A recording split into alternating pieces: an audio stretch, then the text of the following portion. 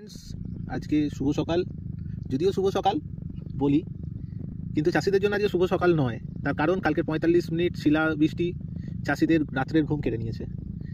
গতকাল 45 থেকে 50 মিনিটের ব্যাপক শিলাবৃষ্টিতে আজকে আলু জমি জলের তলায়। গ্রাম বাংলার অবস্থা খুব খারাপ। চাষিরা বুঝতে পারছে না কি করবে, জল বের করার মতো অবস্থা নেই, কারণ কালকের বৃষ্টি এবং শিল দুটোই চাষের জমির বিরাট ক্ষতি করেছে। আলু প্রায় ফলন্ত, সেই অবস্থায় এরকম বৃষ্টি চাষিরা প্রায় অসহায়। যে জলের অবস্থা এবং সেই জল যেভাবে পাচ্ছে বার করার চেষ্টা করছে, কিন্তু বার করবে কোথায় এটাই মানুষের মাথায় হাত। চাষিদের সম্বল আলু চাষ, সেই আলু চাষ প্রায় নষ্ট হতেই বসেছে। চাষিরা বুঝতে পারছে না কি করবে। মোটামুটি সবই দেখতেই পাচ্ছেন, আলু প্রায় হয়ে এসেছিল।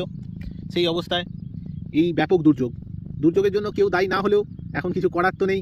দেখা যাক কতটা কি হয়। আমরা চাই সরকার প্রশাসন আমাদের একটু হেল্প করুক। নমস্কার।